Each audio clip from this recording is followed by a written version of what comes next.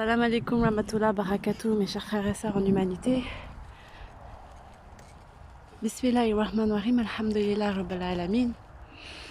Ar-Rahmanir-Rahim, Maliki yawmiddin. Iyyaka na'budu wa iyyaka nasta'in, ihdina siratal mustaqim, siratal ladzina an'amta alaihim, ghayril maghdubi alaihim waladdallin. Amin. La hawla wa la quwwata illa billah al-aliyyil azim. La ilaha illallah wahdahu la sharika lah.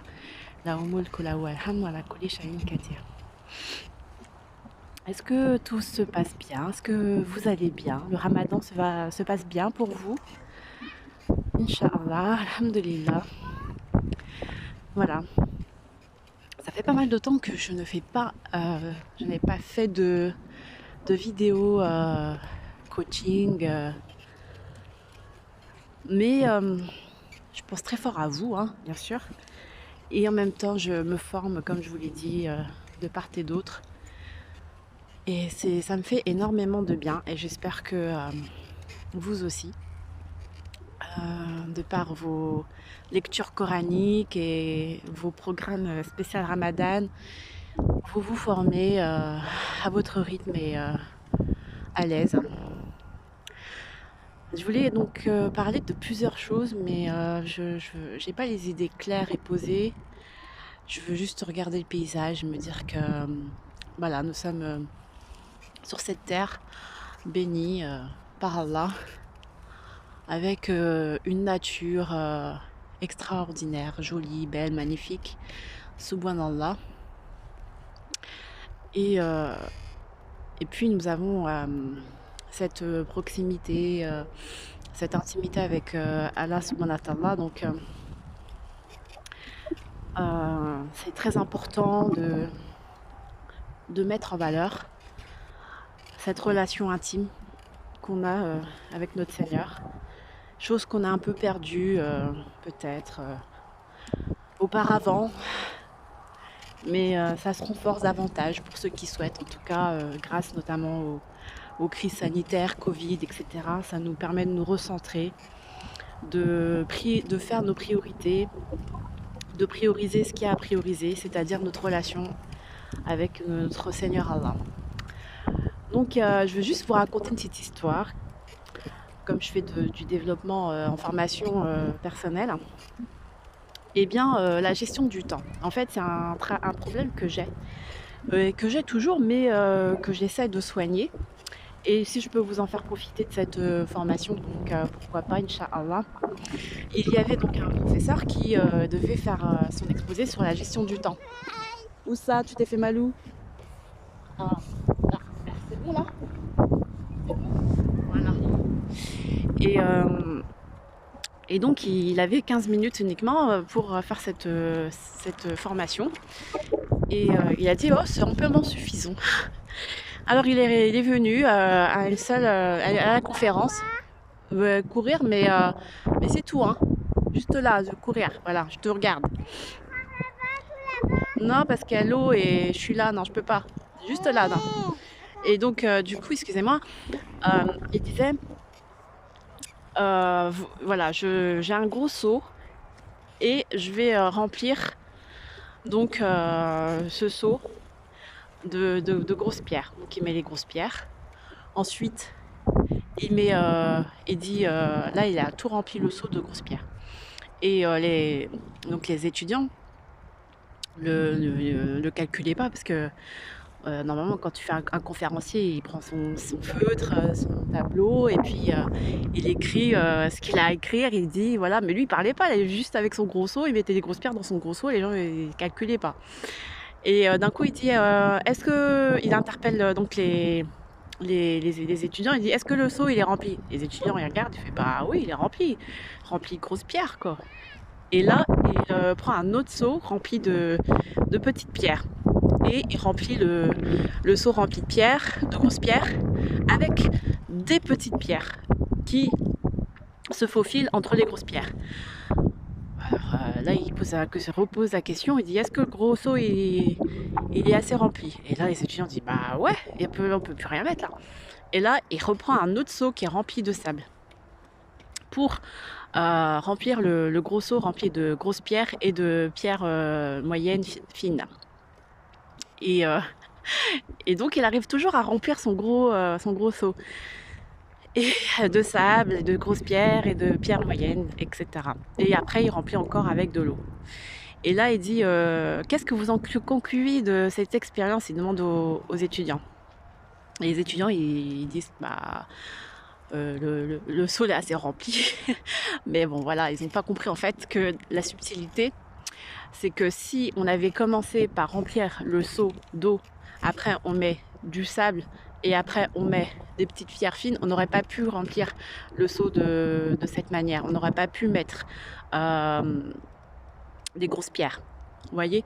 Donc il faut d'abord mettre les grosses priorités en premier. Donc, il a commencé par les grosses pierres. Après, il a mis les pierres moyennes. Après, il a mis le sable. Après, il a mis l'eau. Vous voyez, commencez par les grosses priorités. Après, vous commencez votre journée à l'aise avec les priorités secondaires et les choses un peu plus futiles en fin de journée, etc. En fait, ce qu'on veut faire comprendre, c'est que notre gestion du temps, elle est primordiale pour pas rentrer dans une spirale infernale de stress, de maladie, de frustration et de colère. Et il se peut que nous n'arrivons pas à faire des choses, que ça nous saoule, que ça nous perturbe, qu'on n'y arrive pas, etc. Et qu'on s'en donne pas les moyens. Et donc du coup, une priorité en ne devient pas vraiment une priorité dans notre psychologie. On se dit, oh, ça peut attendre demain. Ou bien, oh, j'ai tellement de difficultés, j'ai tellement de mal à faire ça que bon, c'est pas grave, je ferai ça une autre fois quand je pourrai. Alors que c'est la priorité en fin de compte. Mais on s'en donne pas les moyens et on ne priorise pas vraiment la chose. Alors que c'est le gros dur à faire et qu'il faut s'y attarder. Donc on a beaucoup de, vous savez, de petites fausses excuses, du genre par exemple on doit aller, je sais pas moi, aller manger chez la belle-mère, on va dire oh non, je peux pas, j'ai trop de boulot. Mais en fait c'est parce qu'on a peut-être pas envie ou voilà, on n'a pas, voilà, on n'a pas le moral, etc. Et que nos grosses priorités, bah, on ne les a pas mis au devant, on les a pas fait correctement et donc on se culpabilise souvent de faire des choses de notre vie au quotidien qui sont importantes, mais on se braque parce qu'on a mal géré notre temps, mal géré notre vie. Et la chose la priorité de notre vie, je pense que de tout être humain, normalement, ça devrait être notre relation avec notre Seigneur Allah. Donc le matin, quand on se lève, Bismillahirrahmanirrahim, Alhamdulillah, je suis contente d'être en vie, merci Seigneur. Louange et remerciements au Seigneur. Subhanallah wa bihamdi, subhanallah al-lazim. C'est ce que j'ai déjà répété plusieurs fois, puis lecture du Coran pour ceux qui peuvent, etc. Méditer, voilà, prendre soin de soi, véritablement c'est le plus important. La priorité, c'est ça. Ensuite, après, c'est prendre soin de soi, prendre son temps, bien se nourrir, prendre soin de ses enfants, de sa famille. Voilà, chacun sa priorité, son boulot, etc. etc. Mais la priorité numéro 1 pour tout être humain, c'est la relation avec notre Seigneur, intimement. Peu importe les astuces et les techniques que chacun utilise à sa façon, mais c'est vrai que celle du prophète Mohammed sallam avec la tradition prophétique est excellente et la meilleure. Voilà. Mais après, c'est vrai que ça convient plus ou moins à certains, d'autres ou pas. Mais en tout cas, c'est établi pour surtout notre période de fin des temps. La prophétie mohamédienne, elle est faite pour notre génération de la fin des temps, c'est-à-dire que nous n'avons plus le temps de faire des longs romans et des longs cheminements.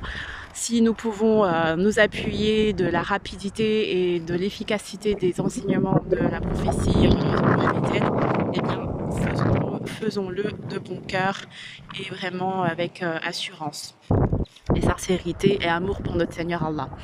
Voilà, je vous souhaite une excellente journée, un très bon Ramadan et je vous souhaite également de poursuivre dans la sunna du prophète Mohammed sallam pour vous raffermir, pour asseoir votre assertivement, pour asseoir votre confiance en soi, être quelqu'un de sûr, de sécurité, et de proche d'Allah subhanahu wa ta'ala. La sincérité pour vous-même. Hier, j'ai été confrontée à plusieurs épreuves et notamment remettre un peu de l'ordre dans ma vie, dans mes échanges, dans mes relations. Et c'est vrai que c'est quelque chose de très difficile à faire, d'autant plus quand on connaît pas vraiment toutes les subtilités des relations humaines. Je peux pas me prétendre d'être une experte non plus en la matière, mais de par mes expériences du passé, j'ai compris que là, il fallait absolument que j'intervienne, que je dise ce que j'avais à dire, que j'avais sur le cœur avec tact, sans insulte ni quoi que ce soit, mais qu'il fallait que je m'exprime pour me sentir en phase avec moi-même, me respecter moi-même et me faire du bien avec mes principes, mes valeurs que Allah nous enseigne jour après jour dans le Coran et dans la vie, et être en phase avec mon Seigneur Allah. Et même si ça a été fait peut-être avec maladresse ou des choses comme ça, mais au moins j'ai essayé d'être le plus proche de mon Seigneur possible, sachant que la médisance, parler sur les autres, ou voilà, c'est pas quelque chose que Allah nous interdit de faire ça. Donc évitons le plus possible de faire des choses, des péchés, des choses comme ça. Et si quelqu'un essaie par subtilité de vous induire en erreur ou de vous mener vers un chemin de la médisance, de la calomnie ou des choses comme ça, il faut savoir tout de suite le calmer, le stopper, lui dire que c'est pas bien, etc. Bien sûr avec calme et tact, mais c'est vrai que faut être ferme, parce que quand on le dit une fois, deux fois, trois fois, puis après on se laisse embrigader par un cheminement sans s'en rendre compte de piège en fait.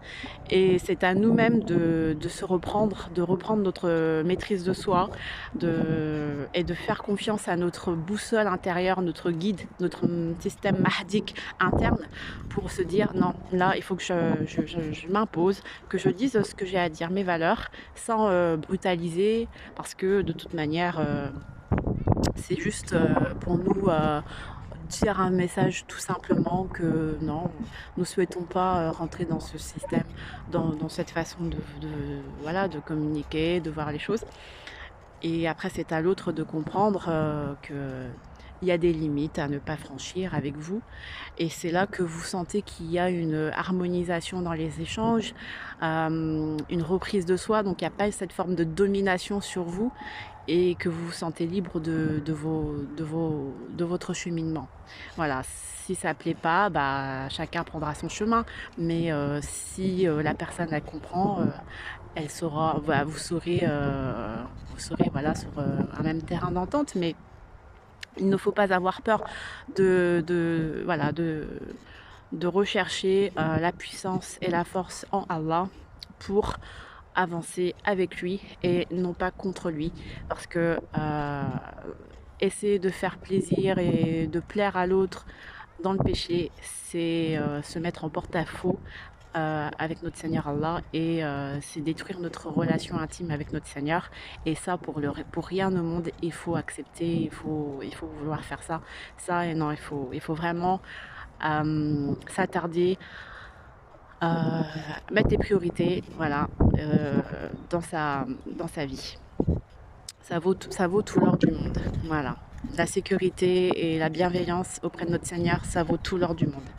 Ça vaut plus que tout le matériel, etc., que les gens vous donnent, ou, voilà, ou que les gens se vantent d'avoir.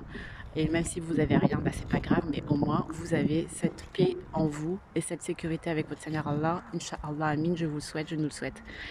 Voilà, restez dans la bienveillance et dans la droiture d'esprit, dans la droiture du comportement. Inch'Allah. Salam alaikum, prenez soin de vous. Ciao.